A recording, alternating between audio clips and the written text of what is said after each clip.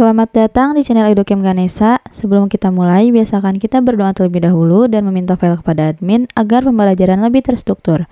Oke, kita langsung saja ke teori SBMPTN Geografi di bab perairan darat dan laut. Oke, poin pertama ada perairan darat. Jadi, dalam perairan darat ini terdiri dari 3, ada danau, rawa, dan sungai. Untuk danau itu sendiri adalah kolam besar di permukaan bumi yang tidak berhubungan dengan laut. Artinya, danau ini berasal dari sungai, mata air, atau air hujan.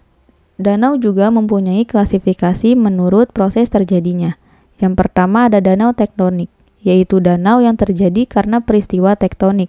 Contohnya adalah Danau Poso dan Danau Tempe. Lalu ada danau vulkanik, yaitu danau yang terjadi karena letusan gunung api. Contohnya ada Danau Kelut dan Danau Kelimutu Flores. Lalu ada danau tektovulkanik, yaitu danau yang terjadi karena tenaga tektonik dan letusan gunung api. Contohnya Danau Toba, Danau Ranau, dan Danau Batur Bali. Lalu ada danau glasial, yaitu danau yang terjadi karena erosi es. Contohnya ada Danau Boden di Swiss. Lalu ada danau buatan atau dam, yaitu danau yang terjadi karena dibendung oleh manusia. Contohnya Waduk Jatiluhur dan Saguling di Jawa Barat dan Waduk Karangkates dan Salorejo, Jawa Timur. Yang terakhir ada danau terbendung, yaitu danau yang terjadi karena aliran sungai terbendung oleh lava. Contohnya Danau Tondano di Sulawesi Utara dan Danau Laut Tawar di Aceh. Lalu selanjutnya ada rawa. Rawa adalah daerah dataran rendah yang tergenang air baik berasal dari air hujan, air tanah maupun aliran air permukaan yang mengumpul. Adapun ciri-ciri rawa. Ciri-cirinya adalah rasa airnya asam, warna airnya merah, kurang baik untuk mengairi tanaman, dan pada bagian dasar rawa banyak terdapat gambut. Lalu ada macam-macam rawa. Rawa ini terdiri dari rawa airnya tidak mengalir. Cirinya adalah airnya asam, berwarna merah sehingga tidak dapat dijadikan air minum, dan tidak ada organisme yang dapat hidup dan sukar untuk dimanfaatkan. Lalu yang kedua ada rawa yang letaknya dekat dengan sungai. Memiliki air yang selalu mengalami pergantian karena adanya pasang surut sehingga sering disebut rawa pasang surut. Contohnya daerah rawa Indonesia antara lain Sumatera bagian timur dan Kalimantan Selatan. Lalu ada sungai. Sungai adalah bagian dari muka bumi yang rendah atau miring berupa alur tempat air tawar mengalir baik ke laut maupun ke sungai induknya. Adapun jenis-jenis sungai. Yang pertama ada sungai hujan, yaitu sungai yang airnya bersumber dari curah hujan atau mata air.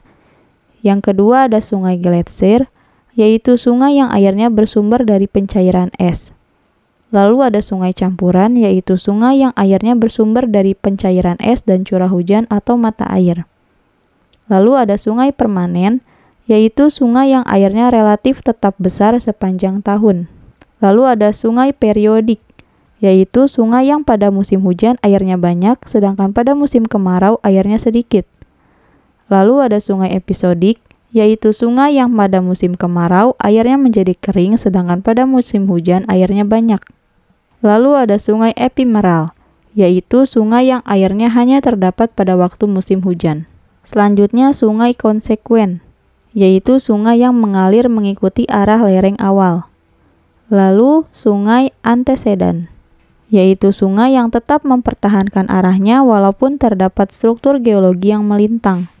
Dan yang terakhir ada sungai epigenesa, yaitu sungai yang melintang dengan struktur dan proses yang dibimbing oleh lapisan batuan yang menutupi formasi. Poin selanjutnya ada pola aliran sungai. Pola aliran sungai ini dibagi menjadi 6.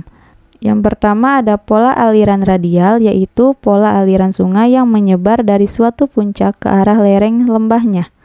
Yang kedua ada pola aliran dendritik, yaitu pola aliran tidak teratur yang terdapat di daerah dataran.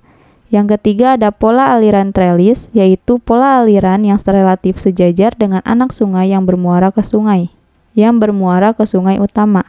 Yang keempat ada pola aliran rektangular, yaitu pola aliran yang membentuk sudut siku-siku mendekati 90 derajat. Yang kelima ada pola aliran anular, yaitu pola aliran yang pada mulanya radial sentrifugal, kemudian timbul sungai subsekuen. timbul sungai subsekuen. Dan yang terakhir, keenam, ada pola aliran penate atau pinate, yaitu pola aliran di mana muara-muara anak sungai membentuk sudut lancip. Oke, poin selanjutnya ada perairan laut. Di sini jenis laut berdasarkan kedalamannya, ada 4.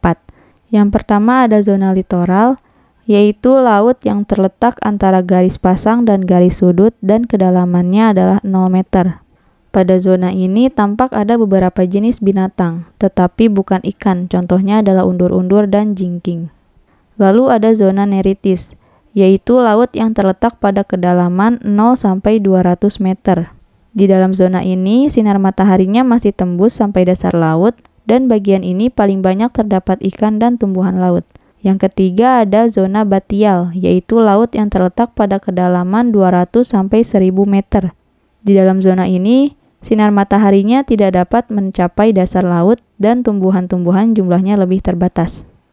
Dan yang keempat ada zona abisal, yaitu laut yang terletak pada kedalaman lebih dari 1000-6000 meter. Di dalam zona ini, sinar mataharinya tidak ada lagi, suhunya sangat rendah, sudah mencapai titik beku air, dan tumbuhan tidak ada lagi dan jumlah binatang pun menjadi terbatas. Selanjutnya, ada jenis laut menurut letaknya. Yang pertama ada laut tepi, yaitu laut yang terletak di tepi benua seakan-akan terpisah oleh deretan pulau atau jazirah. Contohnya, Laut Tiongkok Selatan yang dipisahkan oleh Kepulauan Indonesia dan Kepulauan Filipina. Yang kedua ada Laut Pertengahan, yaitu laut yang terletak di antara benua-benua. Contohnya Laut Tengah, di antara benua Eropa, benua Afrika, dan benua Asia. Dan yang ketiga ada Laut Pedalaman, yaitu laut yang terletak di tengah-tengah benua atau dikelilingi oleh daratan. Contohnya Laut Kaspia, Laut Hitam, dan Laut Mati. Selanjutnya, ada jenis laut menurut proses terjadinya. Yang pertama, laut transgresi, yaitu laut yang terjadi karena adanya genangan air laut terhadap daratan sebagai akibat kenaikan permukaan air laut kurang lebih 60-70 meter pada waktu berakhirnya zaman es. Yang kedua ada laut ingresi, yaitu laut dalam yang terjadi karena dasar laut mengalami gerak menurun atau turunnya tanah di dasar laut. Dan yang terakhir ada laut regresi, yaitu laut yang menyempit terjadi pada zaman es karena penurunan permukaan air laut. Oke, poin selanjutnya ada faktor penyebab arus laut. Yang pertama, arus laut karena angin yang tetap arahnya. 2. Arus laut karena perbedaan kadar garam. Yang ketiga, arus laut karena perbedaan temperatur. Dan yang keempat, arus laut karena perbedaan pasang naik dan pasang surut. Lalu selanjutnya ada manfaat pasang surut. Yang pertama, berperan penting bagi para peneliti biologi. Kedua, ramalan pasang surut sangat bermanfaat untuk usaha tambak. 3. Berperan pada bidang militer. 4. Sebagai sumber energi listrik yang telah dicoba oleh negara luar. Dan yang kelima, sebagai usaha pemanfaatan lahan sawah pasang surut. Lalu ada pembagian laut dan hubungannya dengan daratan. Yang pertama ada samudra. Samudra adalah laut yang sangat luas dan terletak di antara benua. Contoh dari samudra, yang pertama ada Samudra Pasifik dengan luas 160 juta kilometer persegi. Lalu ada Samudra Atlantik dengan luas 82 juta kilometer persegi. Lalu Samudra Hindia dengan luas 72,5 juta kilometer persegi. Dan ada juga Samudra Arktik atau Kutub Utara dengan luas 14 juta kilometer persegi. Selanjutnya ada laut. Laut itu adalah perairan yang terletak di antara pulau-pulau. Contohnya ada Laut Tengah, Laut Kaspia, Laut Jawa, dan Laut Merah. Selanjutnya ada teluk. Teluk itu bagian laut yang menjorok atau masuk ke daratan. Contoh teluk ini ada Teluk Benggala, Teluk Meksiko, Teluk Jakarta, dan Teluk Tapanuli. Lalu ada selat. Selat yaitu laut yang relatif sempit dan terletak di antara dua pulau. Contoh selatnya ada Selat Karimata, Selat Sunda, Selat Malaka, dan Selat Lombok. Oke, sekian pembahasan teori SBMPTN Geografi di bab perairan darat dan laut. Jangan lupa subscribe, komen, dan like. Jika video ini bermanfaat, teman-teman share sebanyak-banyaknya ya. Sampai jumpa di video selanjutnya.